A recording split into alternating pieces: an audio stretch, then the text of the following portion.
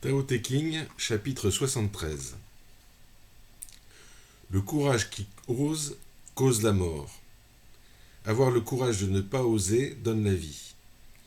Des deux, l'un est profitable, l'autre funeste. Donc voilà, oser, c'est pas forcément une bonne idée. Si en son fort intérieur on se dit qu'il ne faut pas y aller, ben, il vaut mieux pas oser y aller. Si le fort intérieur dit que c'est pas bon, il vaut mieux pas forcer. Avoir le courage de ne pas oser donne la vie. Donc voilà, si on ne force pas, on se maintient en vie. Des deux, l'un est profitable, l'autre funeste. Donc avoir le courage de ne pas oser, c'est profitable. Oser, c'est funeste.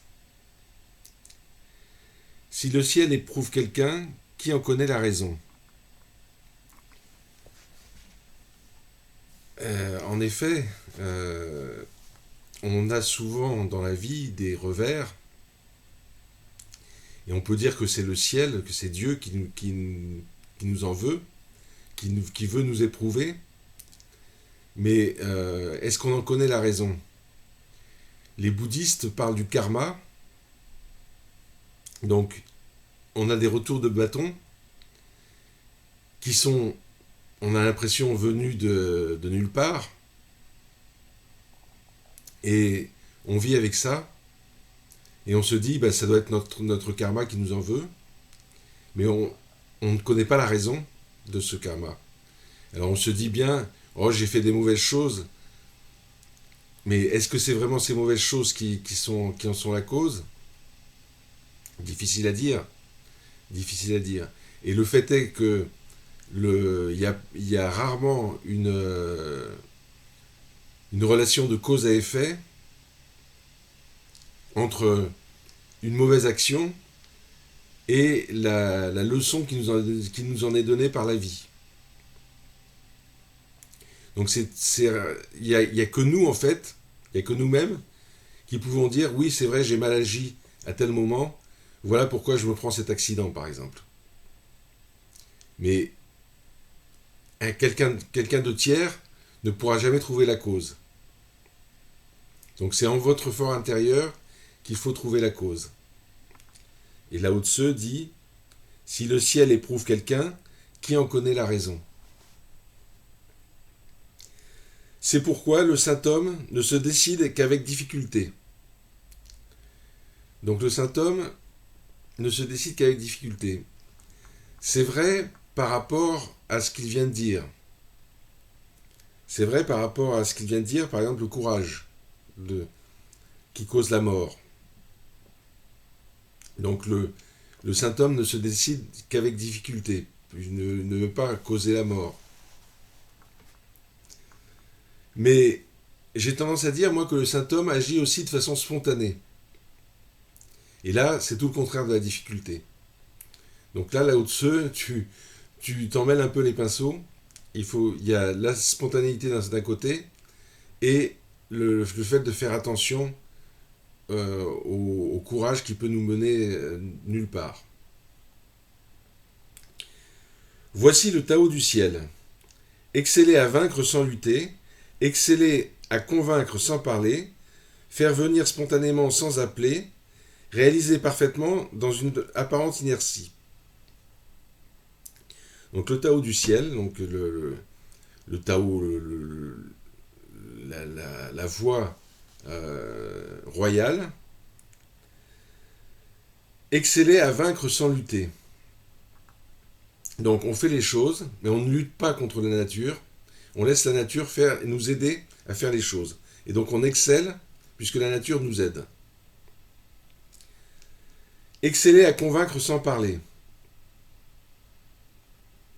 Alors, effectivement, le Tao s'exprime dans le silence.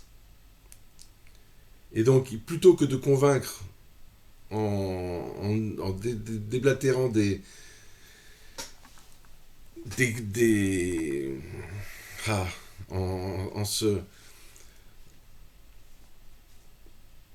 en déblatérant des inepties, qui se veulent être convaincantes, eh bien il vaut mieux se taire et laisser le Tao agir. Donc c'est pareil que convaincre sans lutter, c'est pareil que vaincre sans lutter, c'est convaincre sans parler. Faire venir spontanément sans appeler. Donc faire venir spontanément sans appeler, donc la nature appelle quelque chose, et donc on n'appelle rien, la personne vient sans l'avoir appelé. Réaliser parfaitement dans une apparente inertie, donc toujours pareil, ne rien faire, donc on a l'impression d'être inerte, mais en fait c'est la nature qui fait, et donc on réalise parfaitement. Le filet du ciel est infini, ses mailles sont larges, mais nul n'en échappe. Alors, en fait, le filet du ciel, c'est quoi ? Ça n'est autre que le Tao. C'est le Tao du ciel. C'est-à-dire les mailles de Dieu. Le Tao est là en permanence, donc nul n'en échappe, mais ses mailles sont larges. C'est-à-dire qu'il nous laisse la liberté d'agir. On peut agir, aller contre le Tao, les mailles sont larges, on va pouvoir faire des choses, mais nul n'échappe au filet. Et donc, c'est pas parce qu'on a pu faire des choses qu'on n'aura pas un retour de bâton parce qu'on est allé dans une direction qui était contre celle de la nature. Chapitre 74. Si le peuple ne craint plus la mort, quelle efficacité peut avoir la menace de la peine de mort ? Alors ça, bon, donc c'est une... c'est quelque chose de politique qui existait à l'époque. Donc à l'époque de Lao Tse, et comme chez nous dans certains pays, existe la peine de mort. Mais si le peuple ne craint plus la mort, quelle efficacité peut avoir la menace de peine de mort ?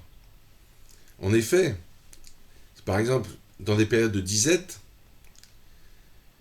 le peuple est affamé, et par la force des choses ne craint plus la mort, puisqu'il sait qu'il va mourir.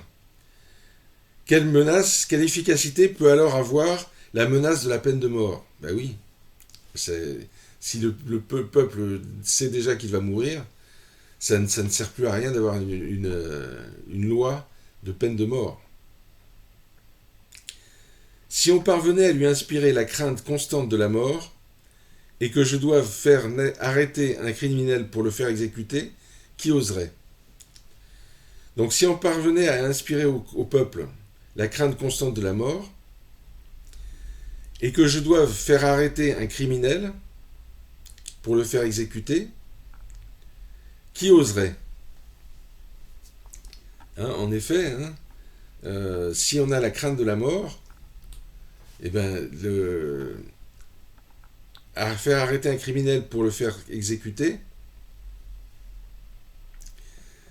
c'est une sanction très lourde. Et donc, qui oserait donner cette sanction très lourde ? Celui qui éternellement a le pouvoir d'enlever la vie fait mourir. Vouloir se substituer à lui serait agir comme quelqu'un qui veut équarrir du bois à la place du maître charpentier. Il est bien rare, certes, qu'il ne se blesse par la main. Je trouve cette phrase très juste et très poétique. Celui qui éternellement a le pouvoir d'enlever la vie fait mourir. Donc, qu'est-ce qui a éternellement le pouvoir d'enlever la vie ? Eh bien, c'est le Tao. Le Tao fait mourir. Vouloir se substituer à lui, au Tao, serait agir comme quelqu'un qui veut équarrir du bois à la place du maître charpentier. Donc, qui est-ce qui veut se mettre à sa place ? C'est celui qui inflige la peine de mort. Donc, qui voudrait se substituer au Tao. Vouloir se substituer au Tao serait agir comme quelqu'un qui veut équarrir du bois à la place du maître charpentier. Donc, celui qui veut équarrir du bois à la place du maître charpentier, donc qui est spécialiste du bois, il est bien rare, certes, qu'il ne se blesse pas la main. Donc, celui qui veut équarrir à la place du maître charpentier, eh bien, il va se blesser. Et donc, celui qui veut la mort à la place du Tao va se prendre des retours de bâton. Chapitre 75.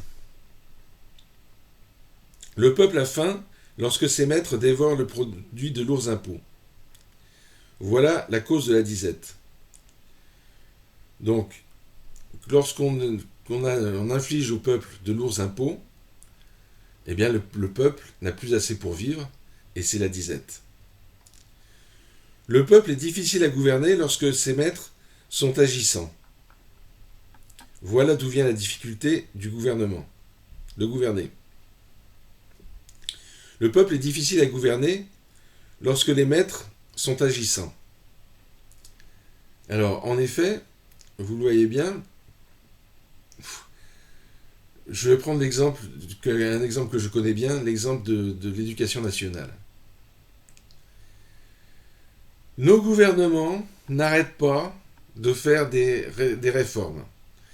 Ils font réforme sur réforme. Si bien qu'une réforme n'a pas eu le temps d'être appliquée, qu'on en applique une autre. Eh bien, le peuple n'y comprend plus rien. Le peuple des enseignants, comme moi, n'y comprennent plus rien et on ne fait plus rien de bon. Le peuple est difficile à gouverner lorsque ses maîtres sont agissants. Voilà d'où vient la difficulté de gouverner. Le peuple envisage, donc, Lao Tzu nous dit, gouverner c'est très facile, ne faites rien, aucune réforme. Laissez la base, laissez les enseignants, laissez les principaux, l'éducation, etc., toute l'administration, laissez-les faire. Ils sont sur le terrain, ils savent ce qui est bon pour eux. Voilà donc d'où vient la difficulté de gouverner. Le peuple envisage la mort avec légèreté parce qu'il peine trop pour vivre. Voilà pourquoi il attache peu d'importance à la mort. Alors c'est ce que je disais tout à l'heure, quand il y a la disette, quand il peine pour vivre, le peuple, il sait qu'il va mourir, il n'attache plus d'importance à la mort. Et donc la peine de mort ne lui fait plus rien.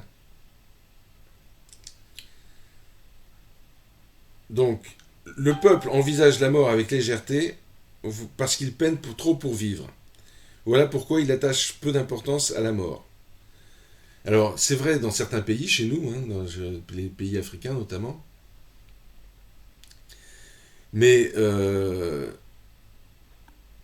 ce n'est plus vrai dans nos pays occidentaux.